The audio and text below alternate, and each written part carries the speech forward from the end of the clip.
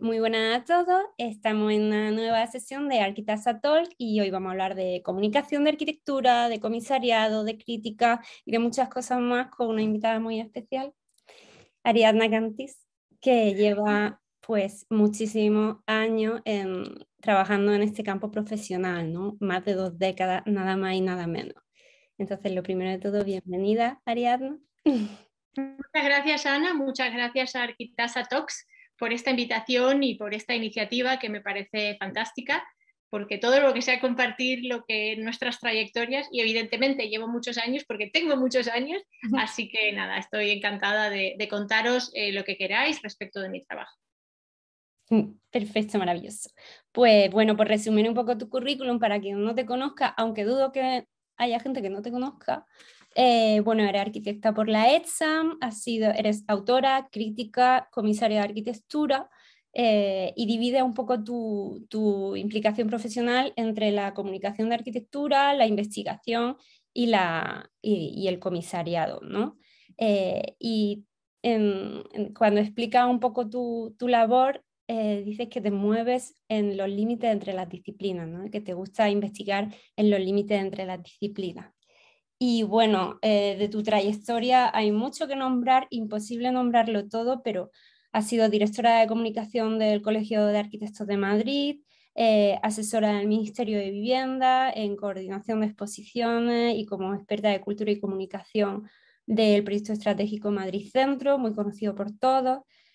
Comisaria de Arquea Próxima en el año 2011-2012, responsable de internacionalización de la Bienal Española de Arquitectura y Urbanismo, corresponsal de numerosos medios de comunicación y colaboradora de otros tantos como Arca, la revista argentina Arca, Domus México, colaboradora del País, y actualmente actualmente desde el año 2000 eres comisaria del programa de investigación Panorama Emergente Iberoamericano y desde el 2006 comisaria de la plataforma Fresh Madrid. Entonces, bueno, aparte de todo esto que hemos nombrado, múltiples exposiciones, ferias, bueno, sería imposible nombrarlo todo. Entonces, teniendo en cuenta esta variedad de proyectos en los que te has visto implicada, me gustaría un poco comenzar porque nos contase, ya que tu trabajo se mueve mucho entre la comunicación y el comisariado, cómo se justaponen tus labores, ¿no? Y qué sinergias surgen de esta doble vertiente en la que trabajas.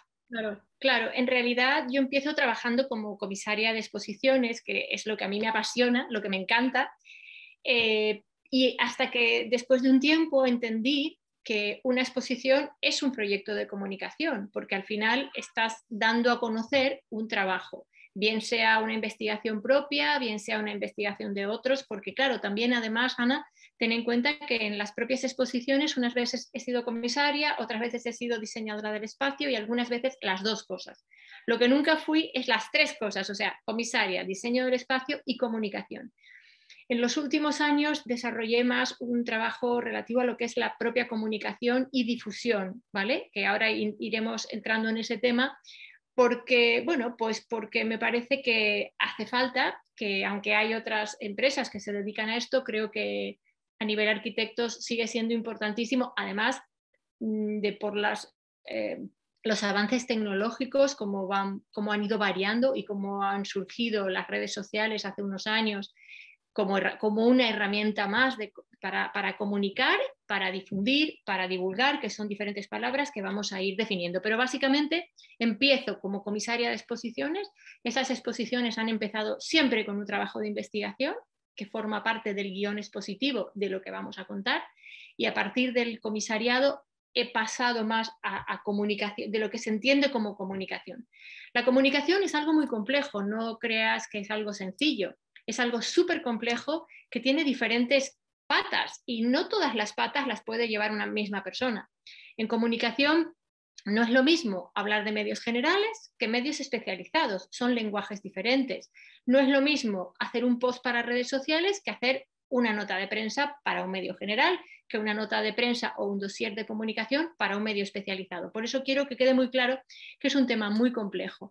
No es lo mismo trabajar con fotografía que trabajar con vídeo. La resolución es distinta. La resolución para cada uno de los perfiles de redes sociales tiene un tamaño diferente. En fin, quiero dar con esto a entender que parece que es algo simple, pero es algo muy complejo y que requiere formar equipos para cada proyecto donde cada una de estas patas esté, digamos, llevada por un experto, por alguien muy especializado. Uh-huh. Sí, has nombrado una serie de términos que hemos visto muchas veces que se utilizan indistintamente, que los límites entre ellas son muy difusos a veces, que son comunicación, divulgación, difusión. ¿Podrías quizás matizar un poco las diferencias entre ellos y cuál sería, según tu opinión, el uso más correcto para cada uno? Bueno, vamos a ver si... No es muy fácil, vamos a ver si soy capaz de explicarlo. Si hablamos de una estrategia de comunicación, por ejemplo, para un proyecto, podríamos decir, algo reciente que hice el pasado mes de mayo, que es la estrategia de comunicación para el pabellón español en la Bienal de Venecia. Eso es un trabajo técnico muy organizado, que tiene una metodología muy clara, que consiste en traducir en palabras el trabajo de unos comisarios. Como sabes, el pabellón español fue el pabellón español de arquitectura de la Bienal de Venecia. Por primera vez se sacaba su comisariado a concurso. Lo ganan unos chicos muy jóvenes de Canarias y había que entender muy bien qué querían decir ellos con su idea, traducir esas palabras para poder contárselo a prensa nacional, internacional, general, de cultura, de arte y de arquitectura. O sea que hay como 4 niveles diferentes. Entonces ahí se hizo un trabajo, ya te digo, un trabajo con un expertise muy específico. Teníamos además material de vídeo, material de fotográfico y post de redes sociales que se distribuían a través de las instituciones colaboradoras, porque no teníamos perfiles propios. Eso es un trabajo de comunicación. Estoy contando cómo se hace un trabajo de comunicación. La divulgación es una palabra que me gusta menos, parece que fuera una palabra más, digamos, próxima a los ciudadanos, pero no sé, a mí divulgar es una palabra que no me gusta mucho. Difundir, podríamos decir, cuando tienes que difundir algo concreto, ¿no? Cuando tienes que difundir un proyecto concreto. Yo creo que de esa manera se entiende un poco mejor, ¿no? Como necesitamos difundir esta noticia o este proyecto o este concurso que ha ganado fulanito menganito. Entonces yo creo que de esta manera se entiende lo que es una estrategia de comunicación y lo que es la difusión de un proyecto concreto. Vale, perfecto, muchas gracias. Por lo extenso de tu trayectoria, que como hemos dicho ya son más de 2 décadas trabajando en el sector, has podido ver una evolución y una transformación muy grande de los medios en los que trabajan, ¿no? ¿Podrías contar un poco cómo ha sido esta transformación en la comunicación a través de toda la globalización que se ha producido con Internet y a nivel de comisariado con toda la que es la digitalización de contenido? Sí, en este sentido no quiero decirlo por poner una medalla a nuestro propio trabajo. Yo hablo siempre en plural porque obviamente todo este trabajo no lo he hecho sola, siempre he montado equipos con gente fantástica.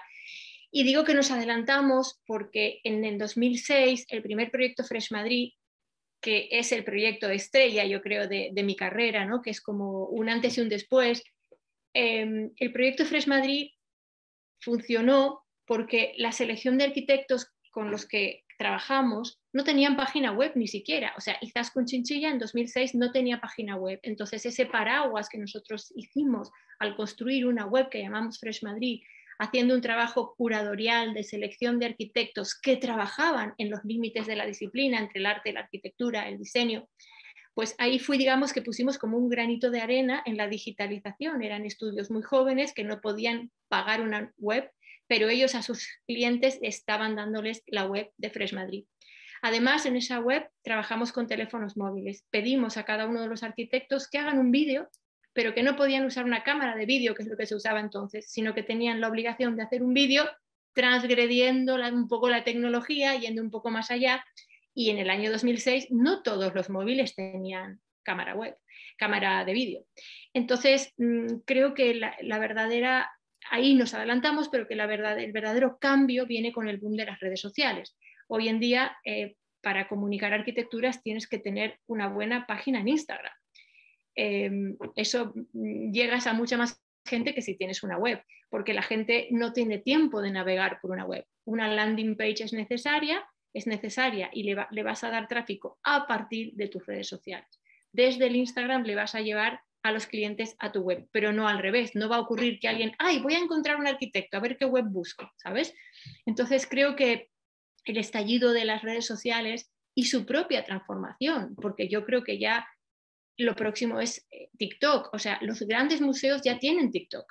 Yo estoy tratando de entender cómo funciona más allá de los bailes, y no, o sea, más allá de Rosalía, yo no lo veo, pero resulta que el Prado tiene TikTok y resulta que el Museo Thyssen tiene un TikTok, pero también el Metropolitan Museum de Nueva York tiene TikTok.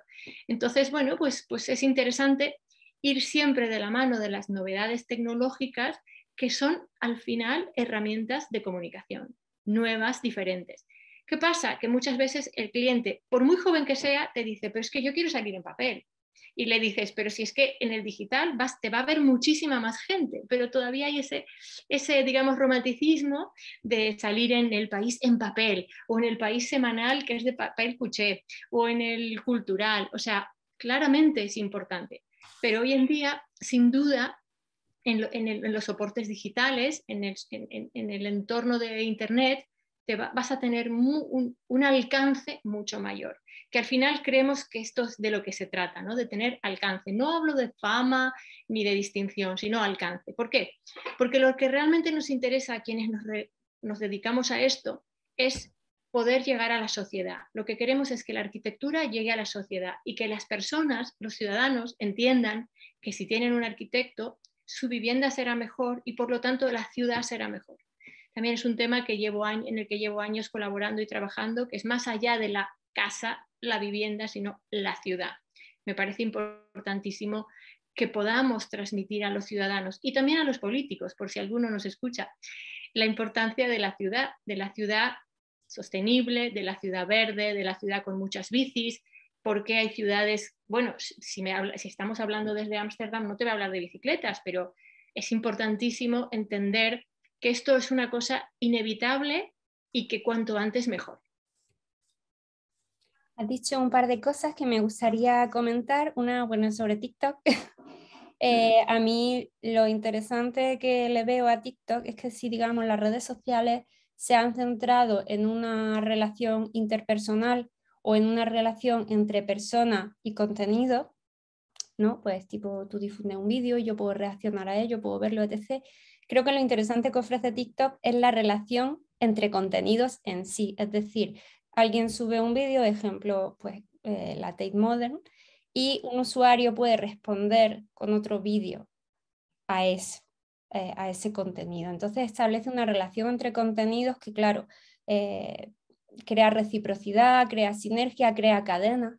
Y ese es el punto que yo le veo interesante. Yo no estoy en TikTok ni la verdad lo uso mucho, pero creo que tiene muchas potencialidades a explorar. Otra cosa que has dicho es lo del romanticismo del papel. Creo que nunca va a desaparecer el papel porque siempre es complementario al digital de muchas maneras, ¿no? Una de ellas es porque el papel ofrece una finalización, una no editabilidad, más allá de la fe de ratas, ¿no? Un proyecto digital puede estar constantemente en transformación, puedes mutarlo, puedes eliminarlo, tiene ese carácter efímero que ofrece el poder estar constantemente transformando algo o hacerlo desaparecer. Sin embargo, el papel, aparte de conservarse físicamente, pone un punto y final a un proyecto, ¿no? Aquí se cierra este libro, se ha revisado 80 veces y así queda y nunca más será alterado. Eso me parece otro punto importante. Y algo que creo interesante e importante nombrar respecto al papel también es que no todas las generaciones han podido dar el salto al digital. Tenemos a muchas personas mayores que aún no entienden los ordenadores y ya no lo van a aprender porque ya para ellos es una barrera demasiado grande, ¿no? Entonces me parece también importante seguir reclamando la presencia del papel, aunque no sea lo mayoritario, pero para admitir un poco a todas las generaciones. Y vamos a retomar el hilo de la conversación por donde íbamos, que era cómo ha ido evolucionando la comunicación de arquitectura pues, por internet, portal y también el comisariado. para nombrar un poco el punto en el que nos encontramos ahora, que también va a ser un punto de inflexión, un punto de cambio en el camino de estas dos labores profesionales, ¿no? Que es la pandemia. La pandemia de repente ha alterado radicalmente el espacio físico y también por consecuencia de ello ha alterado el espacio digital, ¿no? Ahora hemos pasado muchísimas más horas encerrados en casa y comunicándonos prácticamente exclusivamente a través de Internet, que eso era algo que antes no pasaba, ¿no? Teníamos de nuevo esa complementariedad físico-digital. Y, por ejemplo, a nivel de producción cultural, pues afecta muchísimo.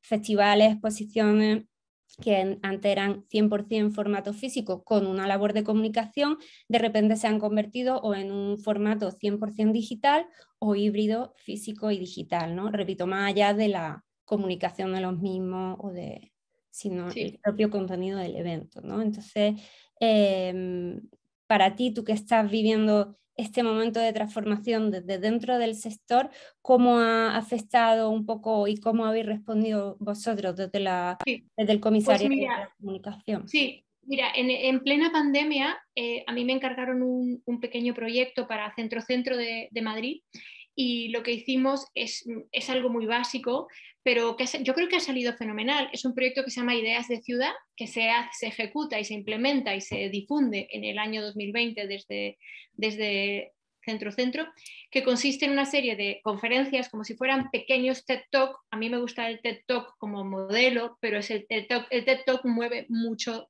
presupuesto, cosa que nosotros no teníamos. Entonces, hicimos una selección de 8 expertos de ciudad.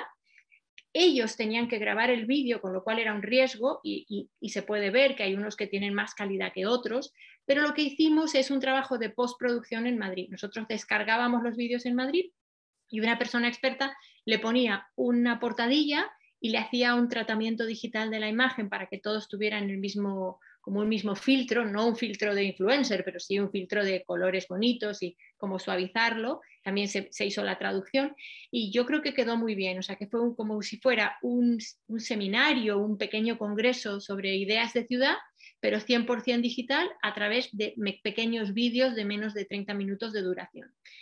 Eso es lo que hicimos nosotros en el 2020, así como un proyecto estrella, porque al ser desde el centro del Ayuntamiento de Madrid tuvo mucha difusión, ¿vale? Ahí hablamos de la diferencia entre comunicación y difusión. Uno de los proyectos estrella también fue el trabajo que se hizo desde Arquea Próxima, que yo no tengo nada que ver, pero me parece súper interesante, que lo hicieron en Londres con Space Popular, una exposición hecha toda en el metaverso. Eso no es que sea el futuro, es el presente.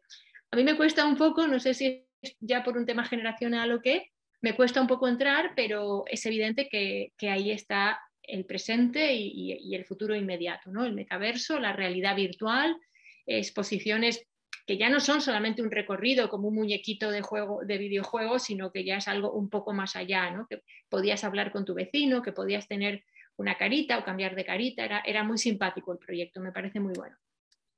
Genial. Bueno, hemos comentado ya en un par de ocasiones en la charla de hoy que te mueven los límites entre las disciplinas y dentro de la complejidad de todos estos entornos que estamos hablando, ¿podrías profundizar un poco más en esta idea de los puntos de contacto entre arte, Sí. arquitectura, diseño? Sí, esta idea surge cuando justamente en el proyecto Fresh Madrid, que luego tiene un hijo latinoamericano que es Fresh Latino, que dio la vuelta al mundo a través de los diferentes institutos Cervantes, que tuvo un proyecto que tuvo mucho éxito sorprendente, porque al final los institutos Cervantes no dejan de ser academias de español, pero estas academias de español estaban felices de escuchar hablar de arquitectura iberoamericana, que es Latinoamérica, España y Portugal. Entonces, tanto en Fresh Madrid como en Fresh Latino, o sea que desde el año 2006, las prácticas emergentes de los diferentes estudios de arquitectura, sean colectivos o no, ahora ya a lo mejor no se habla tanto de los colectivos, pero si recordamos hace unos años era como el boom de los colectivos, por qué la gente trabajaba en colectivo, la dificultad que tiene tener trabajo y luego dividir los honorarios entre varios. Sin embargo, estos colectivos y este momento 2006-2008, que es el momento que coincide con la crisis, los arquitectos, muchos de ellos se acercan al mundo del arte o del diseño, ¿vale? Entonces no hay trabajo para construir, pero sí hay trabajo para diseñar una silla, para diseñar una mesa, o para hacer una instalación, o para hacer una performance. Y si pensamos, son múltiples los casos de arquitectos que ahora a lo mejor ya están construyendo, pero que empiezan, o sea, que sus inicios profesionales son como que no tengo vergüenza de ser arquitecto y hacer una performance. No pasa nada si soy arquitecto y diseño una silla, ¿no? Y a esto me refiero respecto de los límites, como que yo creo que tuve, bueno, pues la visión de pensar que ser arquitecto ahora ya es algo, en inglés es beyond, ¿no? Beyond, más allá de la arquitectura. Ahora ya todos sabemos que hacer arquitectura es mucho más allá que hacer casitas, que construir, ¿vale? Se puede hacer arquitectura haciendo performance, se puede hacer arquitectura haciendo comunicación, que también es lo que yo hago. Mucha gente me pregunta, pero entonces no entiendo, tú eres arquitecta, pero nunca hiciste una casa. Bueno. Y la respuesta es, pues mira, no, porque a mí no me interesa el mundo de la construcción como tal. O sea, claro que me interesa el mundo de la construcción, pero no dentro de mi desarrollo profesional. O sea, yo no es que hago comunicación, pero en realidad quiero hacer un rascacielos, ¿sabes? O sea, es importante entender esto, ¿no? Como el cariño que uno pone en lo que hace. Y en este sentido, retomando tu pregunta, entender la sensibilidad de aquellos que piensan que hacer arquitectura es diseñar lo pequeño a la escala micro o acercarse al mundo del arte, pues esto es un poco los límites de las disciplinas. O sea, ¿esto es arte o es arquitectura? ¿Esto es diseño o es arquitectura? No sé si he respondido. Sí, totalmente. Desde luego el momento de la crisis provocó una efervescencia total y una revolución dentro de las universidades y sobre todo yo creo de los arquitectos que estaban saliendo de la escuela en ese momento, ¿no? El verse de repente sin posibilidad de trabajar, que además en ese momento parecía que iba a ser algo para siempre, ¿no? Como la negrura, no ver el final. Fue un zarandeo muy grande que provocó una apertura y una libertad radicales. Y esa huella todavía ha dejado su estela, ¿no? Es decir, la arquitectura en España o la concepción de arquitectura claramente no es la misma desde la crisis hasta ahora. Es como que todavía pesa, ¿no? Todo lo que ocurrió en la arquitectura y en los momentos anteriores de burbuja y de locura y despilfarro. Creo que los arquitectos jóvenes de hoy y los arquitectos un poco herederos de esos años 2006, 2007 hasta un poco diría 2012 casi, que todavía estábamos con toda esta revolución y con bueno, esta fiebre del colectivo, ¿no? Que era un poco eso, encontrarse, hablar con otras personas, pensar en arquitectura más allá de todo lo que se había conocido, que se había puesto en crisis, ¿no? No solo estábamos en crisis, se habían puesto en crisis muchas cosas. Efectivamente, claro, es la parte buena de la crisis. Claro, todas las crisis tienen siempre después un poco este florecer, despertar o como queramos llamarlo. Sí, yo siempre digo que yo también entiendo la crisis como oportunidad, una oportunidad para repensar, una oportunidad para reimaginarnos y replantearnos cómo debe ser nuestro ejercicio profesional y cómo debemos enfrentarnos. Y en este sentido, bueno, es dura, la crisis es dura porque siempre surge de una crisis económica. El tema de los jóvenes arquitectos y España, eso da para otro arquitasa, porque eso me parece muy importante contarlo porque es muy duro. Sí. ¿Cuál ha sido tu mayor reto? Tu mayor reto, quiero decir, a nivel proyecto, de todo lo que has desarrollado a lo largo de tu carrera. Bueno, yo creo que es que yo tengo en la cabeza en realidad el mayor, digamos, éxito más que el mayor reto, que es el proyecto Fresh Madrid. No sé muy bien reto, o sea, ¿qué esperas con esta pregunta? ¿Reto como algo difícil, quieres decir? Sí, como algo difícil o como algo novedoso que en ese momento no tenía ningún referente, que has tenido que explorar territorios inexplorados, por así decirlo. Sí, bueno, quiero No insistir en haya esto. unos cuantos, pero por si lo Sí.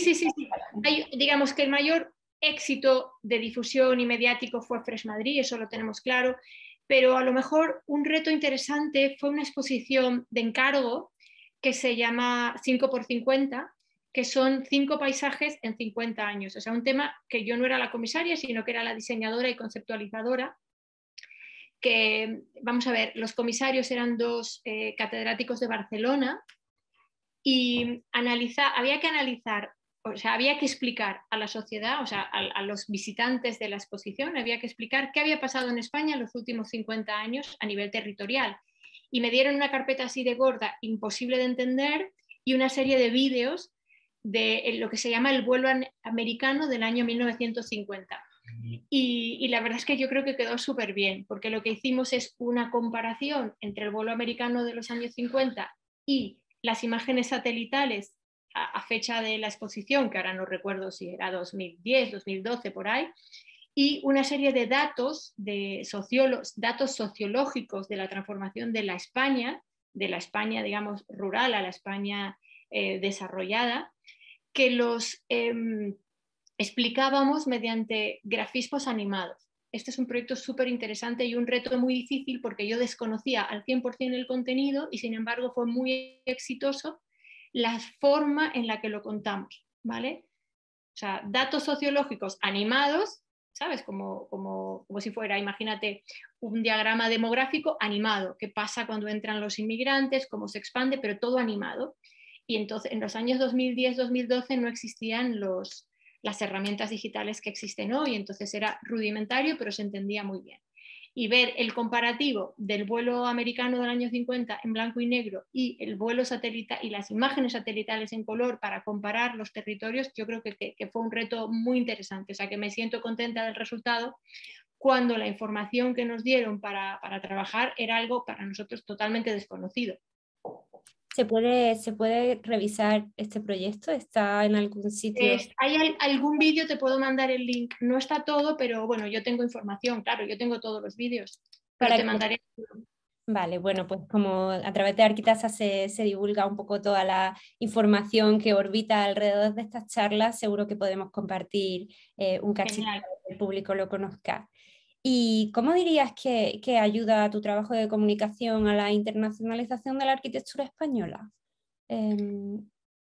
Pues bueno, volvemos al proyecto Fresh Madrid. Fresh Madrid viajó por varios sitios diferentes del mundo, Fresh Latino, más de 22 países del mundo.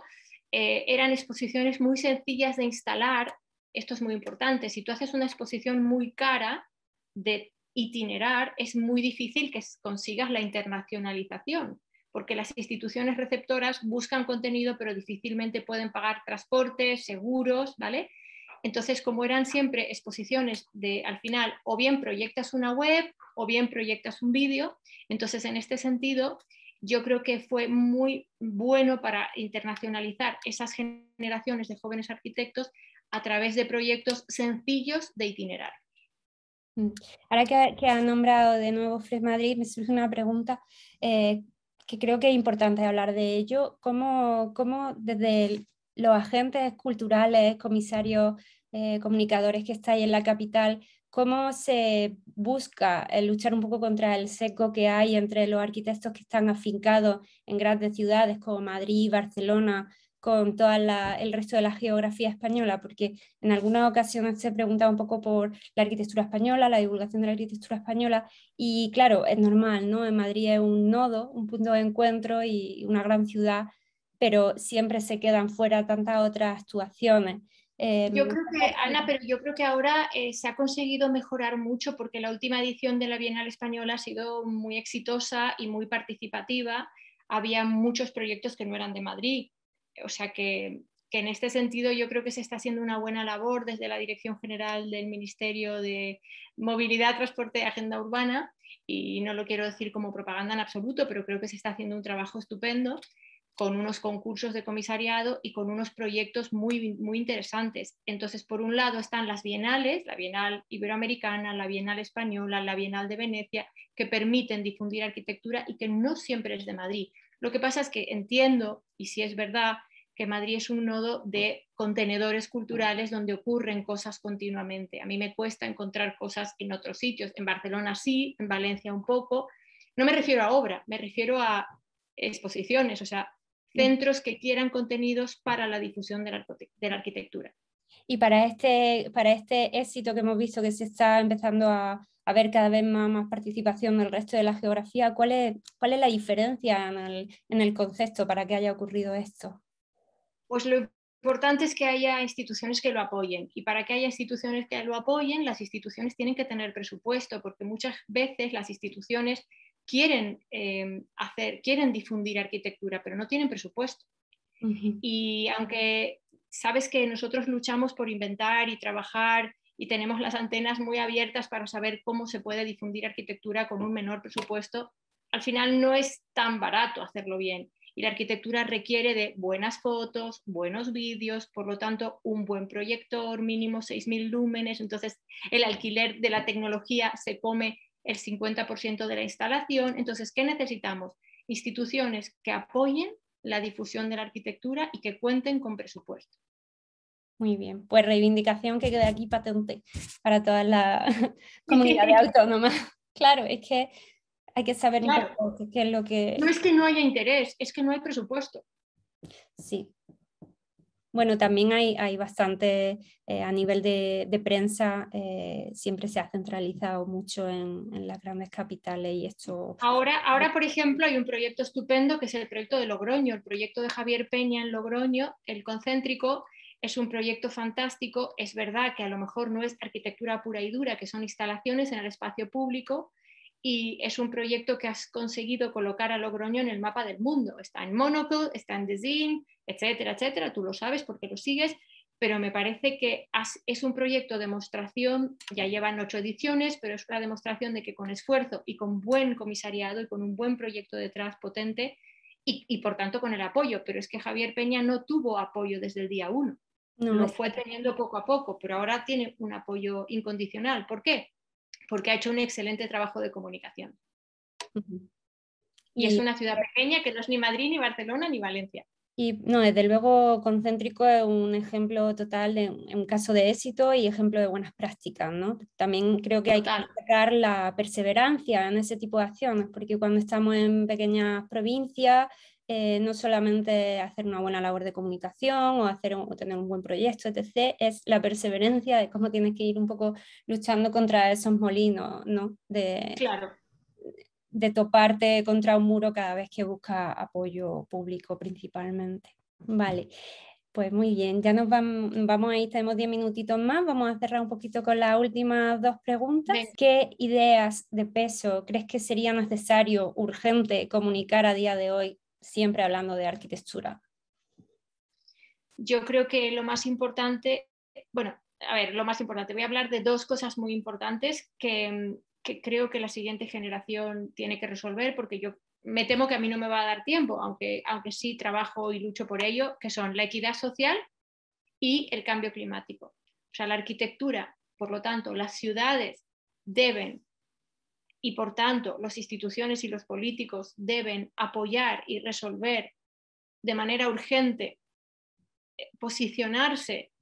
Aunque lo diga la Agenda Urbana 2030, yo veo que pasa el tiempo y hace falta acometer estos temas como se hace en Holanda, como se hace en Dinamarca, y creo que a España es urgente insistir tanto en el cambio climático como en la equidad social, como responsabilidad de los profesionales de la arquitectura. ¿Cuál es el granito de arena que desde la arquitectura podemos hacer para mejorar el cambio climático? Que las ciudades no tengan pavimentos de asfalto. ¿Parece una tontería? Pues no es ninguna tontería. España sabemos que estaba en este momento en un momento que llueve muy poco, y esta desertización que va a ser cada vez peor. Oye, vamos a trabajar por ello, pero yo no tengo muchos amigos que tomando una cerveza te digan, oye, he estado pensando en cambiar el asfalto de mi pueblo, de mi ciudad.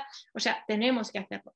Y la equidad social es otro tema también muy, muy, muy importante. O sea, a ver en qué medida podemos los arquitectos, los urbanistas, los diseñadores de vivienda y, por tanto, instituciones y políticos ayudar a que los jóvenes tengan acceso a la vivienda, a que los que no pueden tener vivienda no tengan que dormir en las calles. En fin, ¿cómo podemos unir todos los esfuerzos para colaborar en este sentido? Para mí no hay algo más importante. Tremendamente relacionado con lo que acabas de decir está la pregunta de cierre, que es un poco cuál es para ti el gran valor que aporta la creación de pensamiento a través de la producción cultural de arquitectura y su comunicación a la sociedad, ¿no? Un poco viendo cuál es Bueno, si la vemos, urgencia a comunicar. Si vemos la última selección de los premios Mies, decía esta semana o la semana pasada, a Nacho Zabalbascoa decía algo parecido, ¿no? Que los arquitectos ya no trabajan para el poder, sino que trabajan para los ciudadanos. Y yo creo que vamos por buen camino, y se ve en las obras de arquitectura, ya no son obras faraónicas, son viviendas, son cooperativas de viviendas en Barcelona, lo que se está premiando. Quiero decir que vamos por buen camino, pero no podemos desviarnos. No podemos relajarnos, no podemos desviarnos, tenemos que trabajar para tener viviendas mejores, mayor acceso, pero es un tema que va unido de la política. Por eso insisto que es políticas, instituciones y política, sí, pero nosotros los arquitectos tenemos que poner un granito de arena. A lo mejor hay veces en las que hay que ayudar a los políticos también a decirles estas cosas. No solamente dejar que sean ellos, sino también decir como colectivo profesional, mejoremos el acceso a la vivienda. En fin, no es fácil, pero si a mí me preguntas dónde están los temas, creo que en este momento, que por supuesto que ha pasado el Star System y el glamour de la arquitectura, ahora lo importante es tengamos ciudades mejores, tengamos mayor equidad social, que no haya tantas diferencias, y también pongamos nuestro granito de arena por el cambio climático. Pues muy bien. Nada, muchísimas gracias por todas estas ideas que has lanzado. Vale, tú lo que necesites, Ana, que yo encantada de ayudar, de colaborar y espero que haya salido bien. Muchas gracias por tu presencia.